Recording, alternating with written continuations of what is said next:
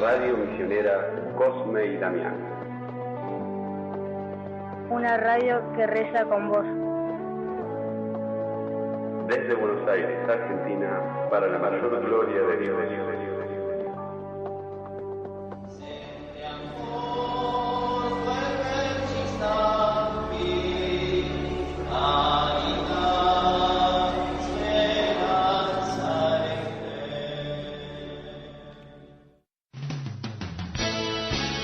Y ahora en tu radio,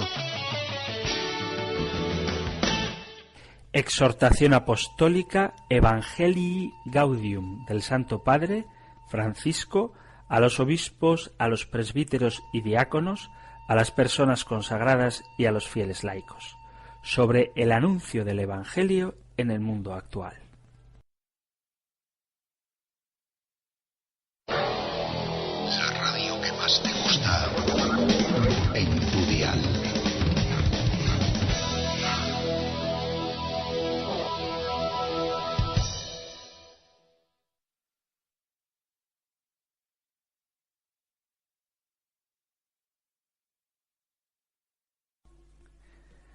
Capítulo 3.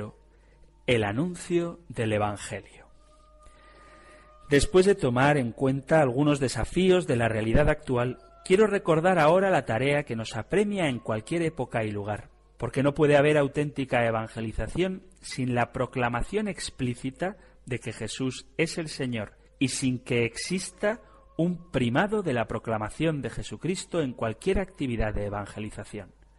Recogiendo las inquietudes de los obispos asiáticos, Juan Pablo II expresó que si la Iglesia debe cumplir su destino providencial, la evangelización, como predicación alegre, paciente y progresiva de la muerte y resurrección salvífica de Jesucristo, debe ser vuestra prioridad absoluta.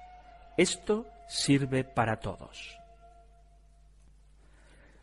Todo el pueblo de Dios anuncia el Evangelio. La evangelización es tarea de la Iglesia, pero este sujeto de la evangelización es más que una institución orgánica y jerárquica, porque es ante todo un pueblo que peregrina hacia Dios. Es ciertamente un misterio que hunde sus raíces en la Trinidad, pero tiene su concreción histórica en un pueblo peregrino y evangelizador, lo cual siempre trasciende toda necesaria expresión institucional. Propongo detenernos un poco en esta forma de entender la Iglesia que tiene su fundamento último en la libre y gratuita iniciativa de Dios. Un pueblo para todos. La salvación que Dios nos ofrece es obra de su misericordia. No hay acciones humanas, por más buenas que sean, que nos hagan merecer un don tan grande. Dios, por pura gracia, nos atrae para unirnos así. Él envía su Espíritu a nuestros corazones para hacernos sus hijos, para transformarnos y para volvernos capaces de responder con nuestra mirada a ese amor. La Iglesia es enviada por Jesucristo como sacramento de la salvación ofrecida por Dios. Ella, a través de sus acciones evangelizadoras, colabora como instrumento de la gracia divina que actúa incesantemente más allá de toda posible supervisión. Bien lo expresaba Benedicto XVI al abrir las reflexiones del sínodo. Es importante saber que la primera palabra, la iniciativa verdadera, la actividad verdadera viene de Dios, y sólo si entramos en esta iniciativa divina, sólo si imploramos esta iniciativa divina, podemos también ser, con Él y en Él, evangelizadores. El principio de la primacía de la gracia debe ser un faro que alumbre permanentemente nuestras reflexiones sobre la evangelización. Esta salvación que realiza Dios y anuncia gozosamente la Iglesia es para todos, y Dios ha gestado un camino para unirse a cada uno de los seres humanos de todos los tiempos. Ha elegido convocarlos como pueblo y no como seres aislados.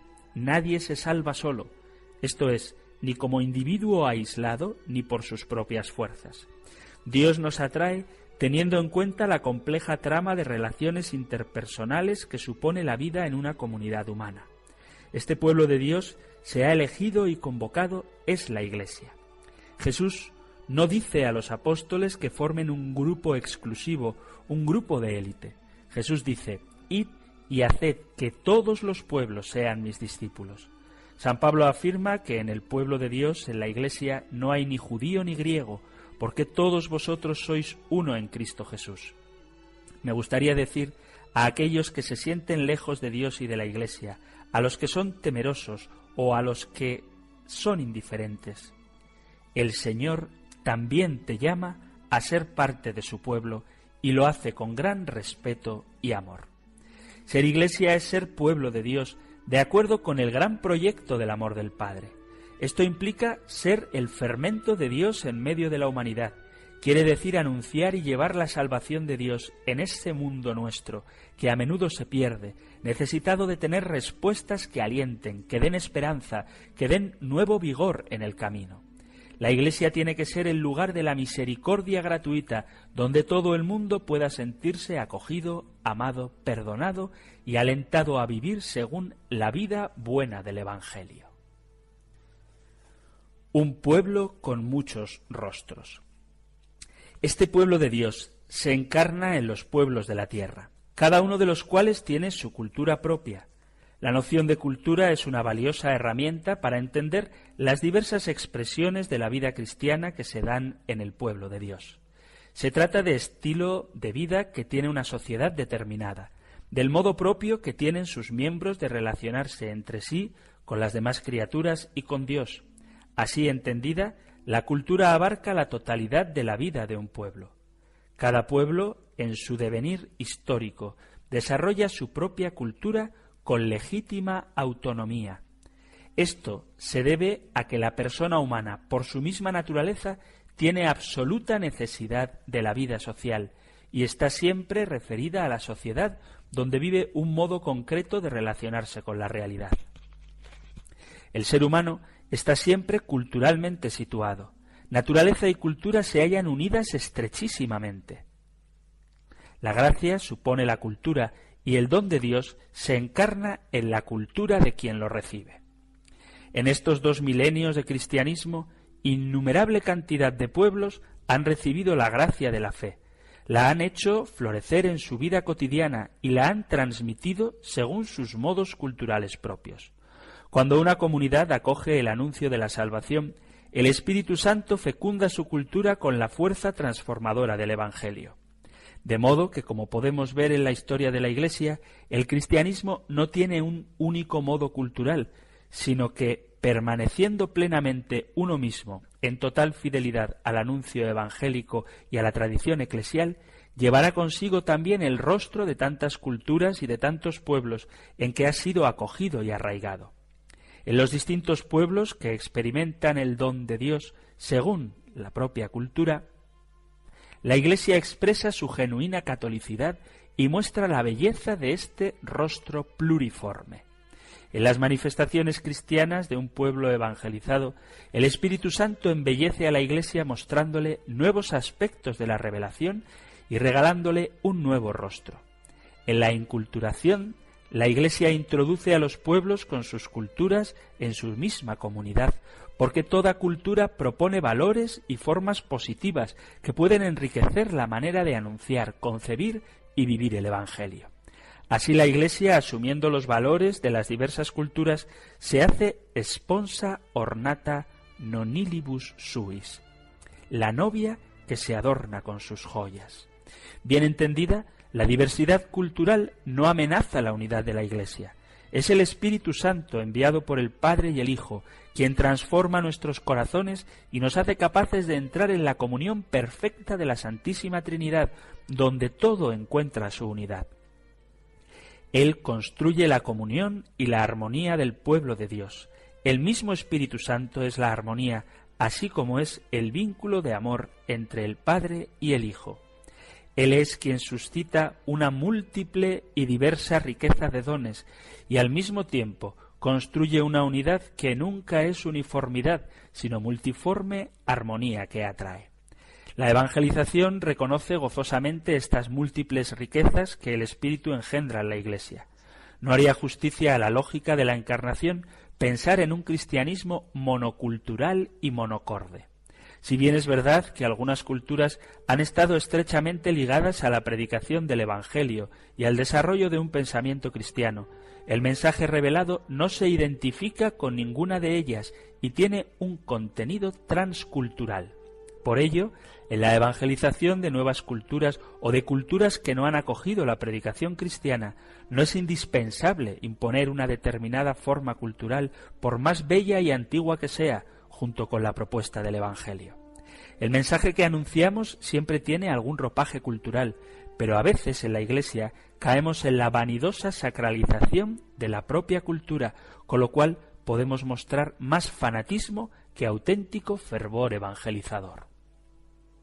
Los obispos de Oceanía pidieron que allí la Iglesia desarrolle una comprensión y una presentación de la verdad de Cristo que arranque de las tradiciones y culturas de la región, e instaron a todos los misioneros a operar en armonía con los cristianos indígenas para asegurar que la fe y la vida de la Iglesia se expresen en formas legítimas adecuadas a cada cultura.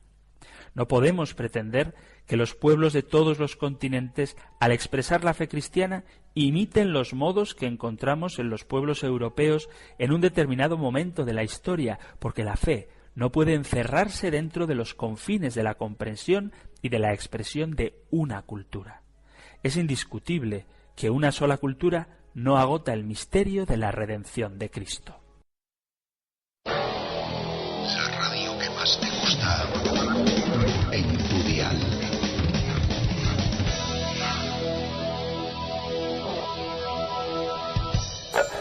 Hoy es un buen día para salir a la calle con una sonrisa y regalársela a todas las personas que te cruces. Hoy es un buen día. Radio Misionera Cosme y Damián. Una radio que reza con vos. Desde Buenos Aires, Argentina, para la mayor gloria de Dios. Capítulo 3. El anuncio del Evangelio. Todos somos discípulos misioneros. En todos los bautizados, desde el primero hasta el último, actúa la fuerza santificadora del Espíritu que impulsa a evangelizar. El pueblo de Dios es santo por esta unción que lo hace infalible incredendo. Esto significa que cuando cree no se equivoca, aunque no encuentre palabras para explicar su fe. El Espíritu lo guía a la verdad y lo conduce a la salvación. Como parte de su misterio de amor hacia la humanidad, Dios dota a la totalidad de los fieles de un instinto de la fe, el sensus fidei, que los ayuda a discernir lo que viene realmente de Dios. La presencia del Espíritu otorga a los cristianos una cierta connaturalidad con las realidades divinas y una sabiduría que los permite captarlas intuitivamente, aunque no tengan el instrumento adecuado para expresarlas con precisión. En virtud del bautismo recibido, cada miembro del pueblo de Dios se ha convertido en discípulo misionero. Cada uno de los bautizados, cualquiera que sea su función en la Iglesia y el grado de ilustración de su fe, es un agente evangelizador, y sería inadecuado pensar en un esquema de evangelización llevado adelante por actores calificados donde el resto del pueblo fiel sea sólo receptivo de sus acciones. La nueva evangelización debe implicar un nuevo protagonismo de cada uno de los bautizados. Esta convicción se convierte en una llamada dirigida a cada cristiano para que nadie postergue su compromiso con la evangelización, pues si uno de verdad ha hecho una experiencia del amor de Dios que lo salva, no necesita mucho tiempo de preparación para salir a anunciarlo. No puede esperar que le den muchos cursos o largas instrucciones. Todo cristiano es un misionero en la medida en que se ha encontrado con el amor de Dios en Cristo Jesús. Ya no decimos que somos discípulos y misioneros, sino que somos siempre discípulos misioneros. Si no nos convencemos, miremos a los primeros discípulos, quienes inmediatamente después de conocer la mirada de Jesús salían a proclamarlo gozosos: hemos encontrado al Mesías.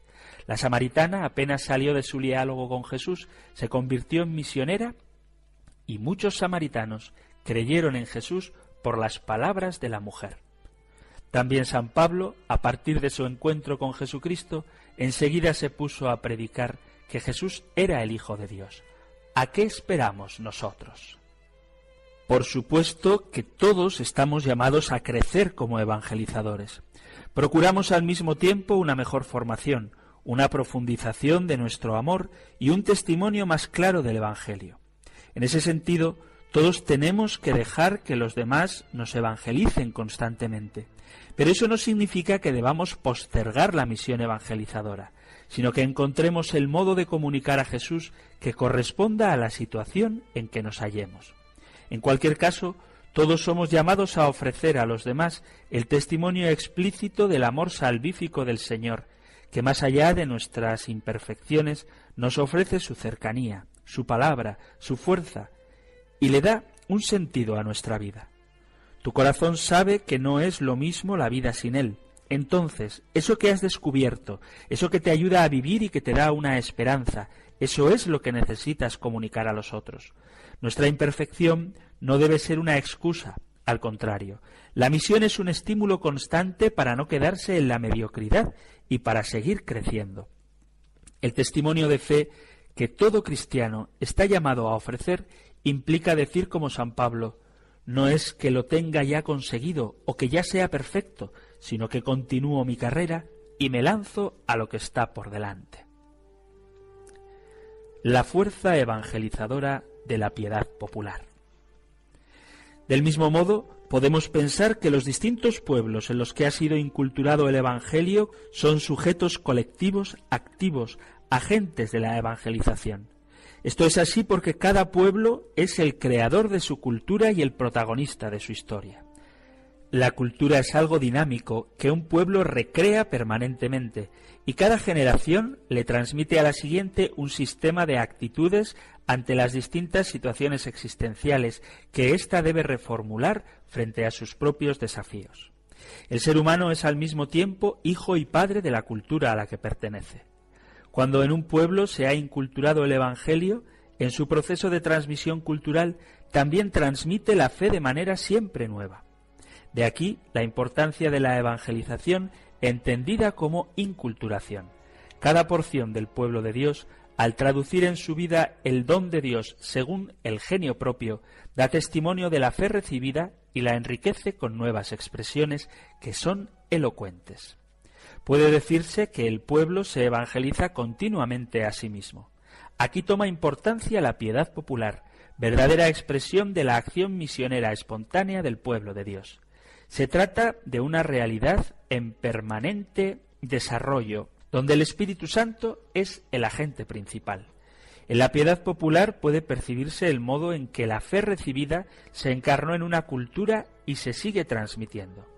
En algún tiempo, mirada con desconfianza, ha sido objeto de revalorización en las décadas posteriores al concilio. Fue Pablo VI, en su exhortación apostólica Evangelii Nunciandi, quien dio un impulso decisivo en este sentido. Allí explica que la piedad popular refleja una sed de Dios que solamente los pobres y sencillos pueden conocer y que hace capaz de generosidad y sacrificio hasta el heroísmo cuando se trata de manifestar la fe. Más cerca de nuestros días, Benedicto XVI, en América Latina, señaló que se trata de un precioso tesoro de la Iglesia Católica y que en ella aparece el alma de los pueblos latinoamericanos. En el documento de Aparecida se describen las riquezas que el Espíritu Santo despliega en la piedad popular con su iniciativa gratuita. En ese amado continente, donde gran cantidad de cristianos expresan su fe a través de la piedad popular, los obispos la llaman también espiritualidad popular o mística popular. Se trata de una verdadera espiritualidad encarnada en la cultura de los sencillos. No está vacía de contenidos, sino que los descubre y expresa más por la vía simbólica que por el uso de la razón instrumental, y en el acto de fe se acentúa más el credere in Deum que el credere Deum. Es una manera legítima de vivir la fe, un modo de sentirse parte de la Iglesia y una forma de ser misioneros. conlleva la gracia de la misionariedad, de salir de sí y del peregrinar. El caminar juntos hacia los santuarios y el participar en otras manifestaciones de la piedad popular, también llevando a los hijos o invitando a otros, es en sí mismo un gesto evangelizador. No coartemos ni pretendamos controlar esta fuerza misionera. Para entender esta realidad, hace falta acercarse a ella con la mirada del buen pastor, que no busca juzgar, sino amar. Sólo desde la connaturalidad afectiva que da el amor podemos apreciar la vida teologal presente en la piedad de los pueblos cristianos, especialmente en sus pobres. Pienso en la fe firme de esas madres al pie del lecho del hijo enfermo, que se aferran a un rosario, aunque no sepan hilvanar las proposiciones del credo, o en tanta carga de esperanza derramada en una vela que se enciende en un humilde hogar para pedir ayuda a María, o en esas miradas de amor entrañables al Cristo crucificado. Quien ama al santo pueblo fiel de Dios no puede ver estas acciones sólo como una búsqueda natural de la divinidad. Son la manifestación de una vida teologal animada por la acción del Espíritu Santo que ha sido derramada en nuestros corazones. En la piedad popular, por ser fruto del Evangelio inculturado, subyace una fuerza activamente evangelizadora que no podemos menospreciar. Sería desconocer la obra del Espíritu Santo. Más bien estamos llamados a alentarla y fortalecerla para profundizar el proceso de inculturación que es una realidad nunca acabada. Las expresiones de la piedad popular tienen mucho que enseñarnos y para quien sabe leerlas son un lugar teológico al que debemos prestar atención, particularmente a la hora de pensar la nueva evangelización. Radio Misionera Cosme y Damián. Una radio que reza con vos. Desde Buenos Aires, Argentina, para la mayor gloria de Dios.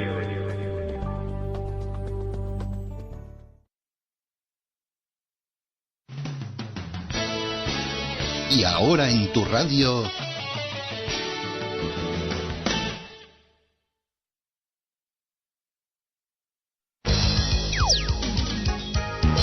la mejor música en tu radio.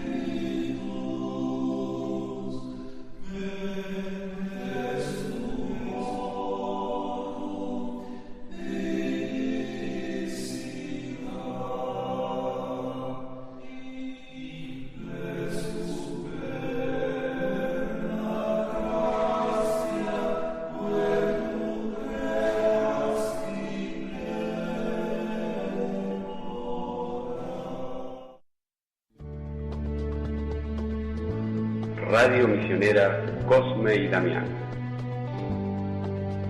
Una radio que reza con vos. Desde Buenos Aires, Argentina, para la mayor gloria de Dios. Exhortación apostólica Evangelii Gaudium del Santo Padre Francisco a los obispos, a los presbíteros y diáconos, a las personas consagradas y a los fieles laicos, sobre el anuncio del Evangelio en el mundo actual. Capítulo 3. el anuncio del Evangelio. Persona a persona. Hoy que la Iglesia quiere vivir una profunda renovación misionera, hay una forma de predicación que nos compete a todos como tarea cotidiana. Se trata de llevar el Evangelio a las personas que cada uno trata, tanto a los más cercanos como a los desconocidos. Es la predicación informal que se puede realizar en medio de una conversación y también es la que realiza un misionero cuando visita un hogar. Ser discípulo es tener la disposición permanente de llevar a otros el amor de Jesús, y eso se produce espontáneamente en cualquier lugar, en la calle, en la plaza, en el trabajo o en un camino. En esta predicación, siempre respetuosa y amable, el primer momento es un diálogo personal, donde la otra persona se expresa y comparte sus alegrías, sus esperanzas, las inquietudes por sus seres queridos y tantas cosas que llenan el corazón. Solo después de esta conversación es posible presentarle la palabra, sea con la lectura de algún versículo o de un modo narrativo, pero siempre recordando el anuncio fundamental, el amor personal de Dios que se hizo hombre, se entregó por nosotros y está vivo ofreciendo su salvación y su amistad. Es el anuncio que se comparte con una actitud humilde y testimonial de quien siempre sabe aprender, con la conciencia de que ese mensaje es tan rico y tan profundo que siempre nos supera. A veces se expresa de una manera más directa, otras veces a través de un testimonio personal, de un relato, de un gesto o de la forma que el mismo Espíritu Santo pueda suscitar en una circunstancia concreta. Si parece prudente y se dan las condiciones, es bueno que este encuentro fraterno y misionero termine con una breve oración que se conecte con las inquietudes que la persona ha manifestado. Así percibirá mejor que ha sido escuchada e interpretada, que su situación queda en la presencia de Dios y reconocerá que la palabra de Dios realmente le habla a su propia existencia. No hay que pensar que el anuncio del Evangelio deba transmitirse siempre con determinadas fórmulas aprendidas o con palabras precisas que expresen un contenido absolutamente invariable. Se transmite de formas tan diversas que sería imposible describirlas o catalogarlas, donde el pueblo de Dios, con sus innumerables gestos y signos, es sujeto colectivo. Por consiguiente, si el Evangelio se ha encarnado en una cultura, ya no se comunica sólo a través del anuncio persona a persona. Esto debe hacernos pensar que en aquellos países donde el cristianismo es minoría, además de alentar a cada bautizado a anunciar el Evangelio, las iglesias particulares deben fomentar activamente formas, al menos incipientes, de inculturación. Lo que debe procurarse, en definitiva, es que la predicación del Evangelio, expresada con categorías propias de la cultura donde es anunciado, provoque una nueva síntesis con esa cultura. Aunque estos procesos son siempre lentos, a veces el miedo nos paraliza demasiado. Si dejamos que las dudas y temores sofoquen toda audacia, es posible que en lugar de ser creativos, simplemente nos quedemos cómodos y no provoquemos avance alguno, y en este caso no seremos partícipes de procesos históricos con nuestra cooperación, sino simplemente espectadores de un estancamiento infecundo de la Iglesia. Carismas al servicio de la comunión evangelizadora. El Espíritu Santo también enriquece a toda la Iglesia evangelizadora con distintos carismas. Son dones para renovar y edificar la Iglesia. No son un patrimonio cerrado, entregado a un grupo para que lo custodie. Más bien son regalos del Espíritu integrados en el cuerpo eclesial, atraídos hacia el centro que es Cristo, desde donde se encauzan a un impulso evangelizador. Un signo claro de la autenticidad de un carisma es su eclesialidad, su capacidad para integrarse armónicamente en la vida del santo pueblo fiel de Dios para el bien de todos. Una verdadera novedad, suscitada por el Espíritu, no necesita arrojar sombra sobre otras espiritualidades y dones para afirmarse a sí misma. En la medida en que un carisma dirija mejor su mirada al corazón del Evangelio, más eclesial será su ejercicio. En la comunión, aunque duela, es donde un carisma se vuelve auténtica y misteriosamente fecundo. Si vive este desafío, la Iglesia puede ser un modelo de paz para el mundo. Las diferencias entre las personas y comunidades a veces son incómodas, pero el Espíritu Santo, que suscita esa diversidad, puede sacar de todo algo bueno y convertirlo en un dinamismo evangelizador que actúa por la atracción.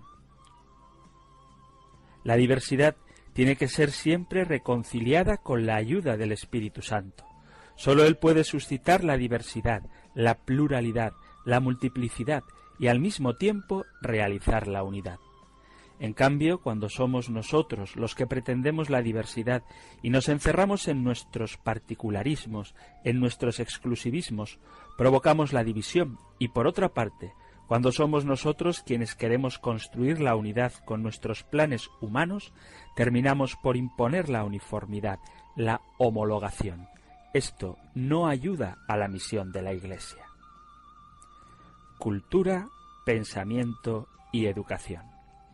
El anuncio a la cultura implica también un anuncio a las culturas profesionales, científicas y académicas. Se trata del encuentro entre la fe, la razón y las ciencias, que procura desarrollar un nuevo discurso de la credibilidad, una original apologética que ayude a crear las disposiciones para que el Evangelio sea escuchado por todos. Cuando algunas categorías de la razón y de las ciencias son acogidas en el anuncio del mensaje, esas mismas categorías se convierten en instrumentos de evangelización. Es el agua convertida en vino.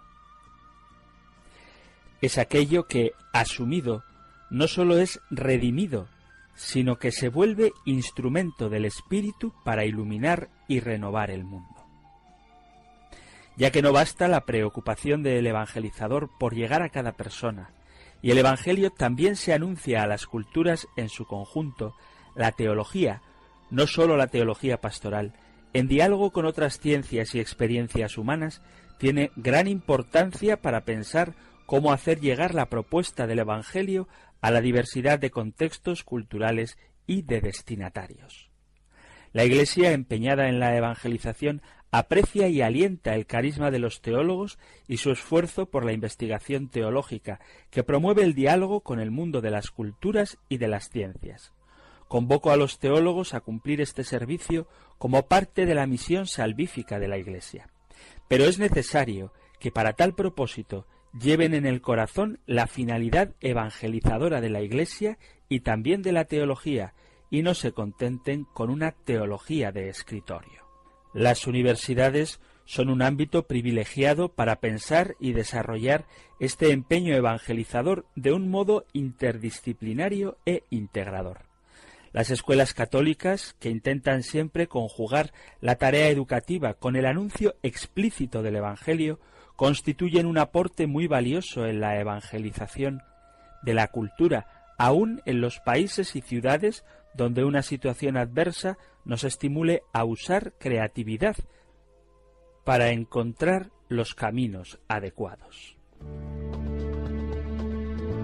Radio Misionera Cosme y Damián. Una radio que reza con vos. Desde Buenos Aires, Argentina, para la mayor gloria de Dios. Hoy es un buen día. Para sorprender a alguien que no ves hace mucho tiempo, podés enviarle un mensaje o, mejor aún, aprovecha este instante y llamalo por teléfono. Hoy es un buen día. La radio que más te gusta en tu dial.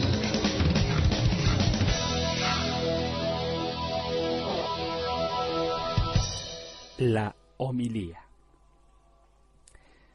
Consideremos ahora la predicación dentro de la liturgia, que requiere una seria evaluación de parte de los pastores.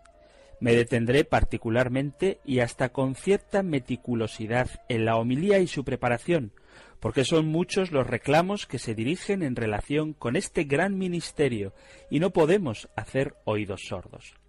La homilía es la piedra de toque para evaluar la cercanía y la capacidad de encuentro de un pastor con su pueblo. De hecho, sabemos que los fieles le dan mucha importancia, y ellos, como los mismos ministros ordenados, muchas veces sufren unos al escuchar y otros al predicar. Es triste que así sea. La homilía puede ser realmente una intensa y feliz experiencia del espíritu, un reconfortante encuentro con la palabra, una fuente constante de renovación y de crecimiento. Renovemos nuestra confianza en la predicación, que se funda en la convicción de que es Dios quien quiere llegar a los demás a través del predicador y de que Él despliega su poder a través de la palabra humana. San Pablo habla con fuerza sobre la necesidad de predicar, porque el Señor ha querido llegar a los demás también mediante nuestra palabra. Con la palabra, nuestro Señor se ganó el corazón de la gente.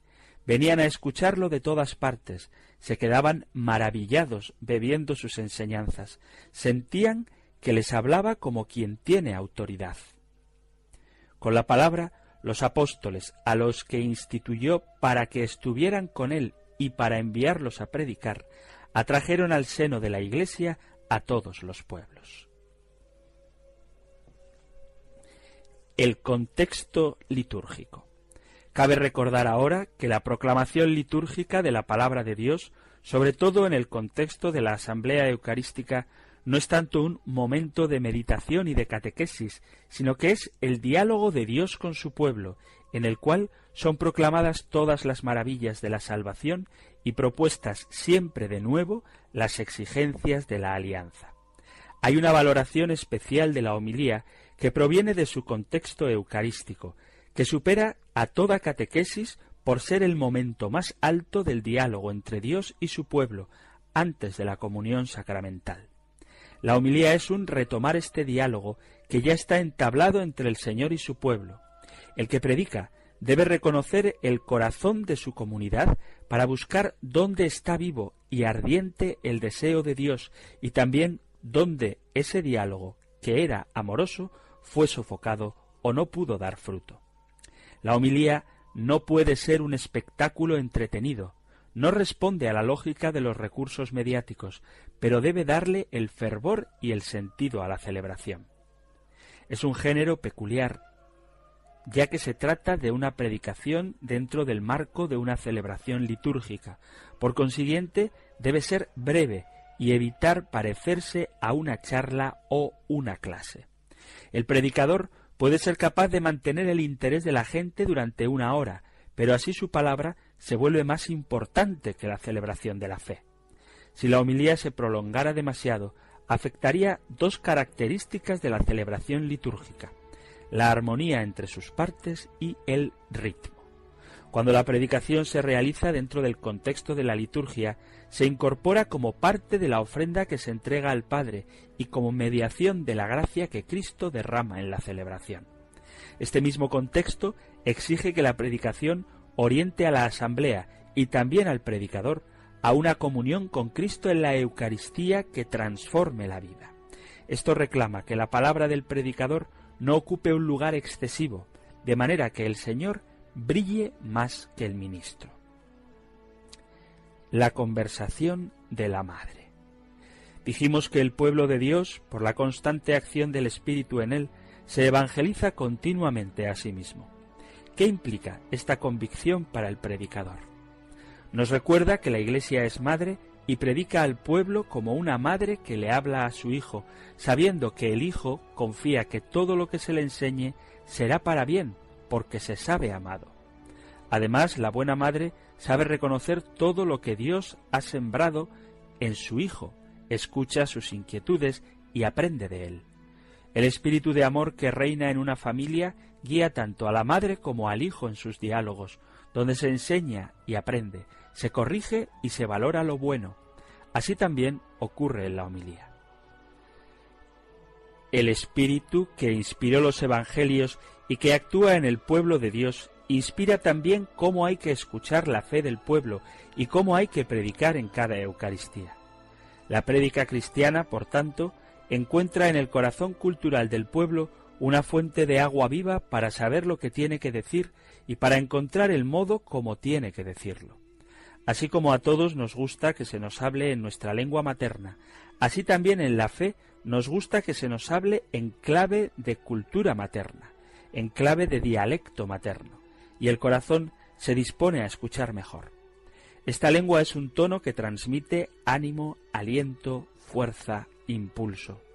Este ámbito materno-eclesial en el que se desarrolla el diálogo del Señor con su pueblo debe favorecerse y cultivarse mediante la cercanía cordial del predicador, la calidez de su tono de voz, la mansedumbre del estilo de sus frases, la alegría de sus gestos. Aun las veces que la homilía resulte algo aburrida, si está presente este espíritu materno-eclesial, siempre será fecunda, así como los aburridos consejos de una madre dan fruto con el tiempo en el corazón de los hijos. Uno se admira de los recursos que tenía el Señor para dialogar con su pueblo, para revelar su misterio a todos, para cautivar a gente común con enseñanzas tan elevadas y de tanta exigencia. Creo que el secreto se esconde en esta mirada de Jesús hacia el pueblo más allá de sus debilidades y caídas.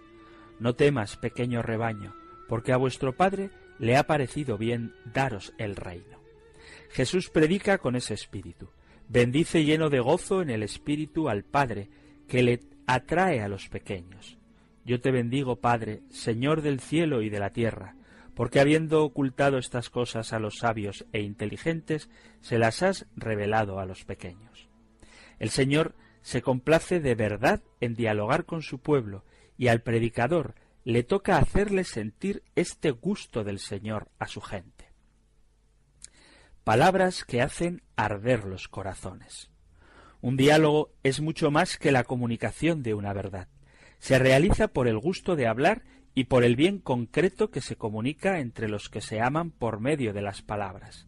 Es un bien que no consiste en cosas, sino en las personas mismas que mutuamente se dan en diálogo. La predicación puramente moralista o adoctrinadora, y también la que se convierte en una clase de exégesis, reducen esta comunicación entre corazones que se da en la homilía y que tiene que tener un carácter cuasi sacramental. La fe viene de la predicación, y la predicación por la palabra de Cristo. En la homilía, la verdad va de la mano de la belleza y del bien. No se trata de verdades abstractas o de fríos silogismos, porque se comunica también la belleza de las imágenes que el Señor utilizaba para estimular a la práctica del bien. La memoria del pueblo fiel, como la de María, debe quedar rebosante de las maravillas de Dios. Su corazón esperanzado en la práctica alegre y posible del amor que se le comunicó, siente que toda palabra en la Escritura es primero don antes que exigencia. El desafío de una prédica inculturada está en evangelizar la síntesis, no ideas o valores sueltos. Donde está tu síntesis, allí está tu corazón. La diferencia entre iluminar el lugar de síntesis e iluminar ideas sueltas es la misma que hay entre el aburrimiento y el ardor del corazón.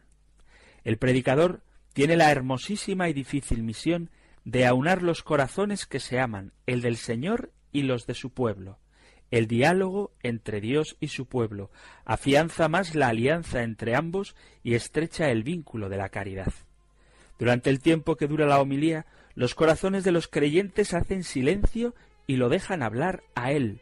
El Señor y su pueblo se hablan de mil maneras directamente, sin intermediarios. Pero en la homilía quieren que alguien haga de instrumento y exprese los sentimientos de manera tal que después cada uno elija por dónde sigue su conversación. La palabra es esencialmente mediadora y requiere no sólo de los dos que dialogan, sino de un predicador que la represente como tal, convencido de que no nos predicamos a nosotros mismos, sino a Cristo Jesús como Señor y a nosotros como siervos vuestros por Jesús.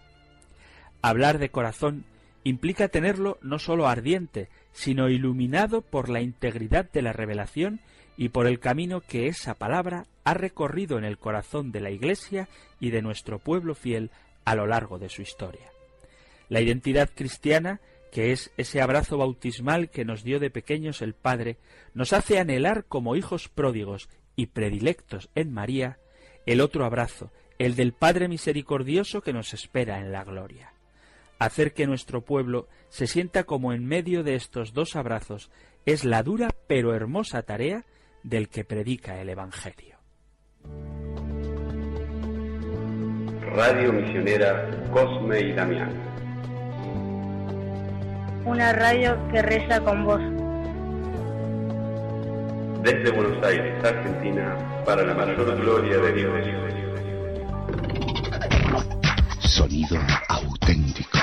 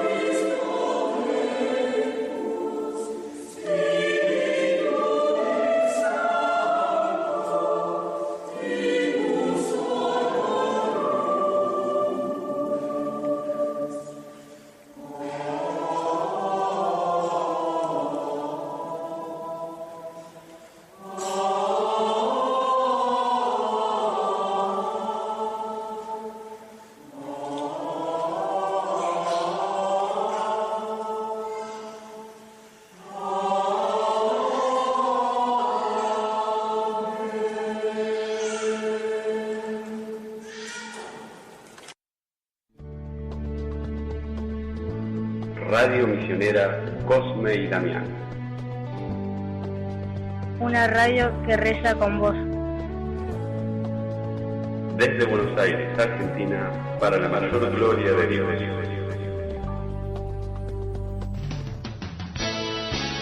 Y ahora en tu radio... Estilo Idú. Arte para tocar con los oídos y descubrir las huellas de Dios. Hoy en Estilo Didú compartimos una perla del Museo del Louvre de París. Las bodas de Caná es uno de los cuadros más famosos de Veronés. Su tamaño es muy grande, casi 10 metros por más de 6 metros y medio. Fue pintado a mediados del siglo XVI. Esta obra fue encargada para el refectorio del convento veneciano de San Giorgio Maggiore, estancia proyectada por Palladio. Según el contrato, Veronés, que entonces tenía 34 años, recibía 324 ducados, más la manutención y un barril de vino. Veronés la pintó a lo largo de 15 meses, ayudado por su hermano. El cuadro fue saqueado por Napoleón y enviado a París. Se representa el milagro de las bodas de Caná, recogido en el Evangelio de Juan del Nuevo Testamento. En esta boda aparecen la Virgen María, Jesús y algunos de sus discípulos en Caná, Galilea. En el transcurso de la fiesta se quedan sin vino y Jesús ordena a los siervos que llenaran tinajas con agua, la cual milagrosamente se convirtió en vino, constituyendo este hecho su primer milagro. El pintor representa esta escena bíblica como si fuera una de las grandes fiestas venecianas de la época en un marco arquitectónico renacentista. Vemos columnas dóricas y corintias alrededor de un patio abierto, pero también causó cierto escándalo al insistir más en la fiesta que en los elementos religiosos.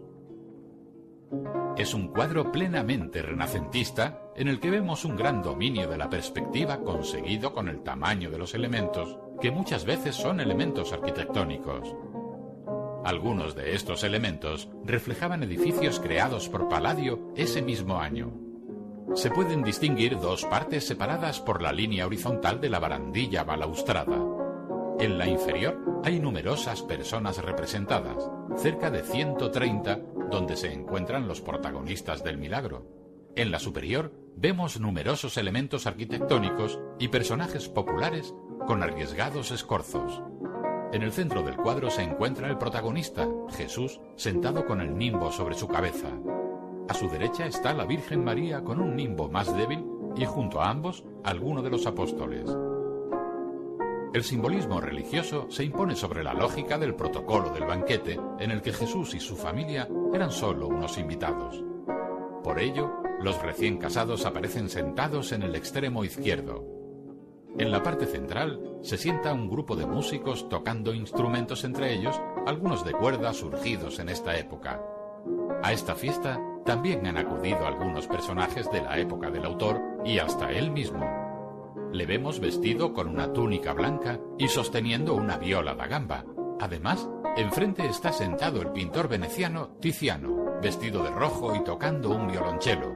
Tintoretto se encuentra al violín y Jacopo Bassano con una flauta.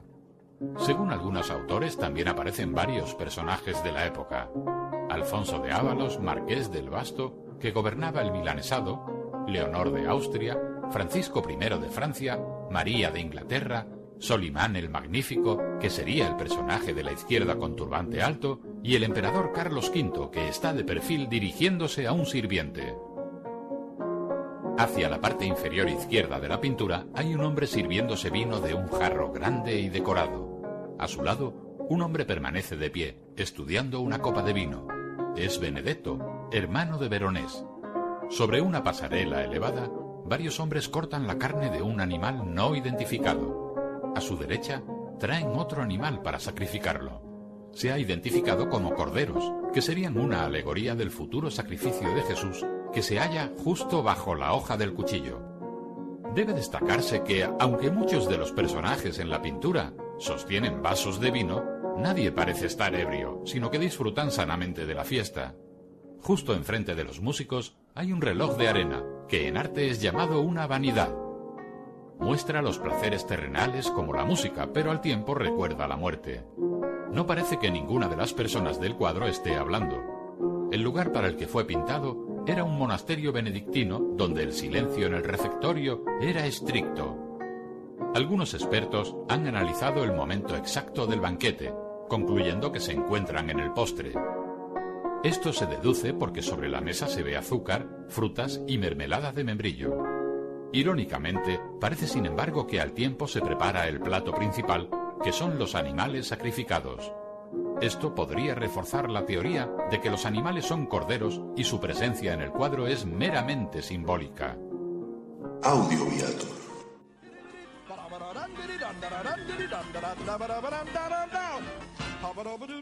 Qué hermoso sería contemplar tanta belleza personalmente. Pero mientras tanto, podés hacerlo virtualmente. En tu buscador podés escribir Museos Virtuales del Mundo y allí te va a redirigir a la página del sitio Educar. Que lo disfrutes.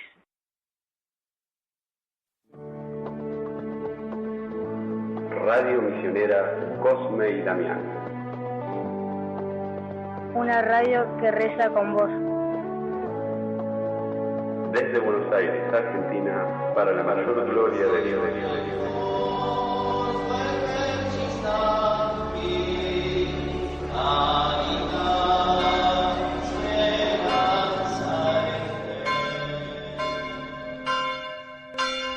Dominus Vobiscum, et cum spiritu tuo, sit nomen Domini benedictum, ex hoc nunc et usque in saeculum, aiuterium nostrum in nomine Domini, qui feci caelum et terra.